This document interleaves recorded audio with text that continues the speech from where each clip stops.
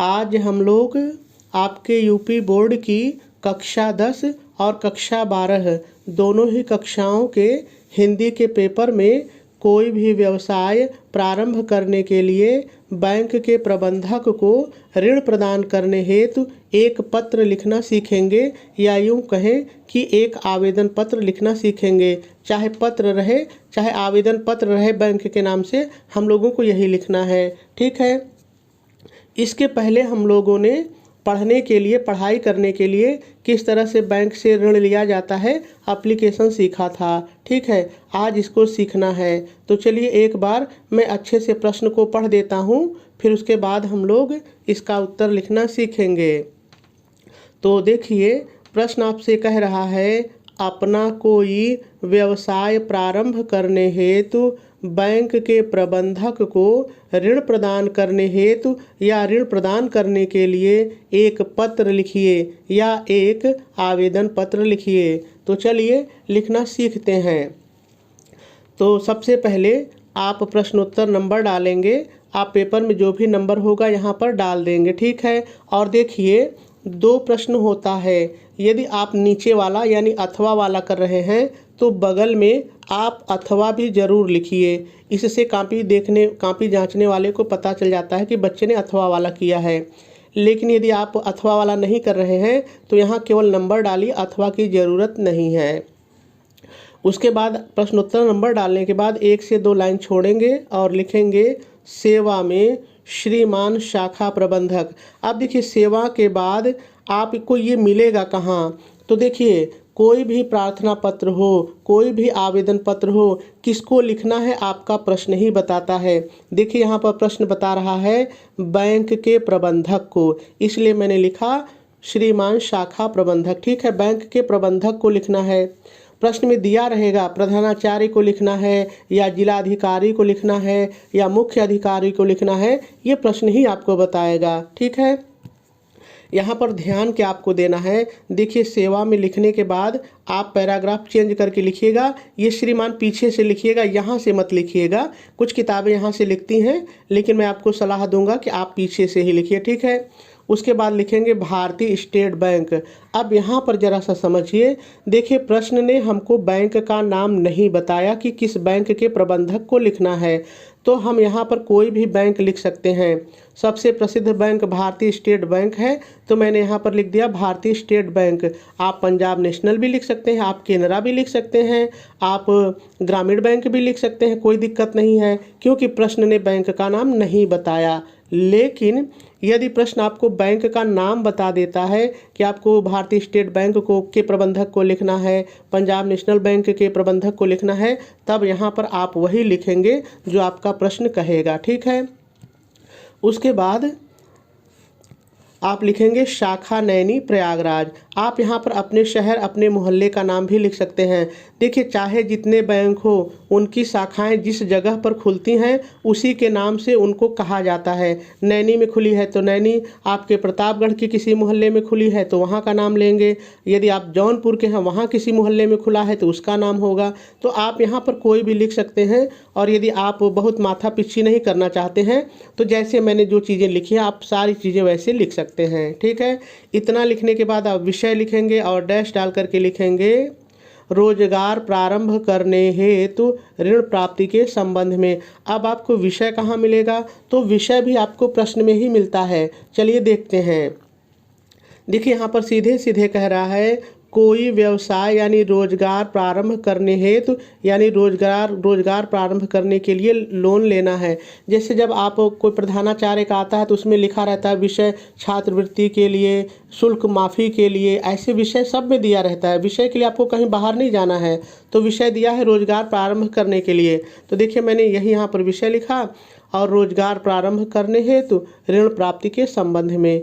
इतना लिखने के बाद आप नीचे आएंगे और लिखेंगे महोदय और कामा डालेंगे और फिर पैराग्राफ चेंज करके पहली लाइन थोड़ा पीछे से लिखेंगे। ठीक है। देखिए, पहली लाइन पीछे से लिखने के बाद आप अगली लाइन यहाँ महोदय के बराबर में आ जाइए, कोई दिक्कत नहीं है। अब यदि आपने इतना ध्यान से देखा होगा तो देखिए, आपको समझ में आया होगा कि ये सेवा में विषय और महोदय तीनों एक सीध में है, आपको एक सीध में ऐसे इसको लिखना है बाहर। तो ये अलग दिखता रहता है तो अच्छा लगता है, ठीक है। और यही मॉडल है, यही प्रारूप है। चलिए आगे देखते हैं। महोदय लिखने के बाद आप कामा लगाएंगे। और देखिए ये बीच की जो चीज़ें होती हैं आपको रटना नहीं होता है, आप समझ के भी लिख सकते हैं। एक बार किसी का भी एप्लीकेशन आप देख लीजिए और समझ के लिख दीजिए। तो चलिए मैंने जो लिखा है वो मैं आपको पढ़ के सुनाता हूँ।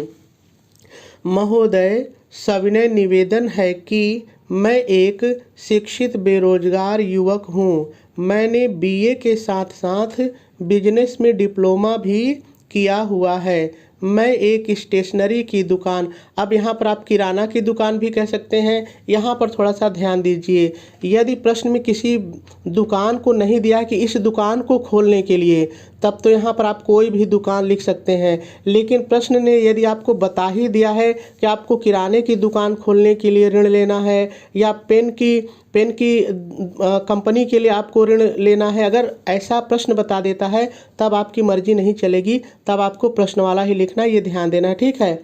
लेकिन प्रश्न ने नहीं बताया है तो हम अपने से लिख रहे हैं स्टेशनरी की दुकान खोलना चाहता हूँ, किंतु अर्थ के मतलब रुपए पैसे के अभाव में, मतलब कमी में, अर्थ के अभाव में मैं दुकान नहीं खोल पा रहा हूँ। मुझे विश्वस्त सूत्रों से पता चला है कि आपका बैंक ऐसे शिक्षित बेरोजगार युवाओं को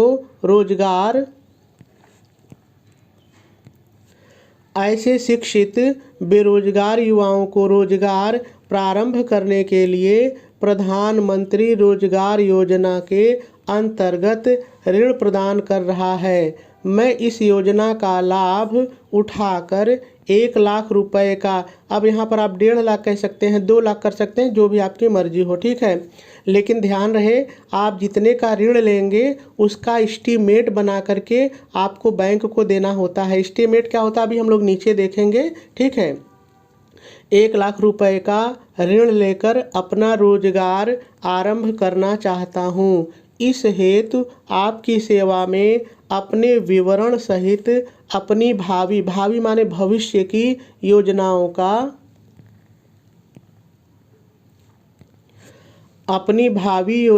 का संक्षिप्त प्रारूप प्रस्तुत कर रहा हूं, जो निम्नवत है। अब यहाँ पर देखिए ये जो प्रारूप है, जो संक्षिप्त प्रारूप है, इसके 2 हिस्से हैं। देखिए पहला हिस्सा है कि आपको आपके व्यक्तिगत परिचय के बारे में बताना होता है, नाम, पिता का नाम, आपकी योग्यता, जन्म तिथि, जाति, आपकी जो पारिवारिक वार्षिक आय है, ये पहला हिस्सा हो गया।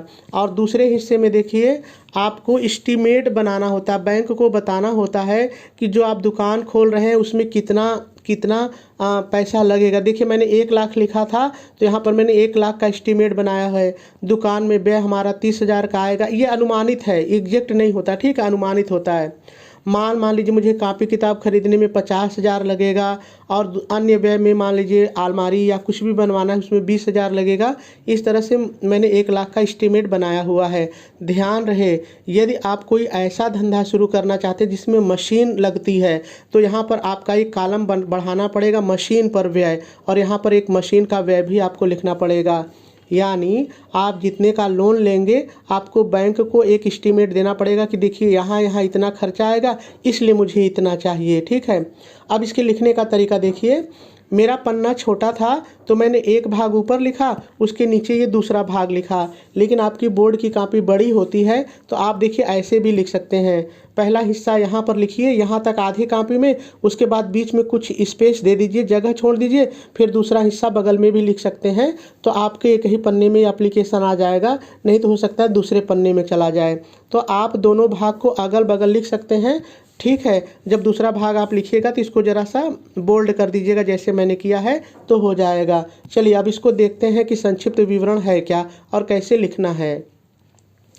देखिए सबसे पहले आवेदक का नाम, यानी आप अपना नाम लिखेंगे। क ख ग परीक्षा में चूँकि आपको अपना वास्तविक नाम नहीं लिखना होता है तो हम ऐसे ही कुछ लिखेंगे। पिता का नाम इसी तरह से कुछ लिख देंगे। अब स आपने कहा था कि मैं कुछ पढ़ा हूँ, कितने पढ़े हैं वो शैक्षिक योग्यता आपको लिखनी है। आपने कहा था कि बीए किए हैं और बिजनेस में डिप्लोमा, तो मैंने लिख दिया। आपको जन्म तिथि लिखनी है। जन्म तिथि ऐसी लिखिए कि आपकी उम्र 18 से ज़्यादा हो, क्योंकि 18 से कम वालों को सरकार जो है वो काम नहीं करने देती है, रोज़गार नहीं करने देती है। तो मैंने 2000 लिखा है, तो मैं 25 साल का लगभग हो गया हूँ। तो जन्म तिथि लिखेंगे। उपजाति, यहाँ पर आपको अपनी जाति कुछ इस तरह से यह रला लिखनी है। आपको अपनी वास्तविक जाति बिल्कुल भी नहीं लिखनी है, भूल कर भी नहीं लिखनी है, ठीक है। जाति के बाद आपको अपने परिवार की वार्षिक आय दिखानी है। आप जैसे मैंने 25,000 दिखाया हुआ है, आप अपने हिसाब से कुछ भी 30-35 दिखा सकते हैं, कोई दिक्कत नहीं, ठीक है।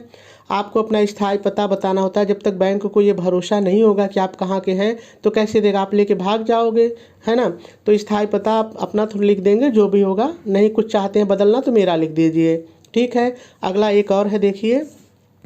उसके बाद आप उद्योग जिसके लिए ऋण चाहते हैं उसका नाम लिखिए। तो मैंने स्टेशनरी लिखा है। यदि आप कोई दूसरा धंधा करना चाहते हैं तो उसको लिख दीजिए।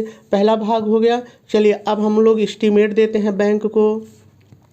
एस्टीमेट मतलब अनुमानित जो व्यय है, जो लगेगा पैसा। तो दुकान में व्यय, मान लीजिए मुझे लगता है कि मेरी दुकान में 30,000 का व्यय होगा। माल में मुझे 50,000 रुपये लगाना पड़ेगा। अन्य जो खर्चे उसमें 20,000 लगाना पड़ेगा। तो कुल व्यय मुझे 1,00,000 रुपया लगेगा, इसलिए मैं 1,00,000 का लोन ले रहा हूँ, ठीक है। उसके बाद बैंक को ये भी बता दीजिए कि लगभग मुझे उस दुकान से महीने में कितना मिल सकता है। तो मैंने लिखा है कि 8,000 मुझे महीने का उससे लाभ हो सकता है। आप अपना भी लिख सकते हैं।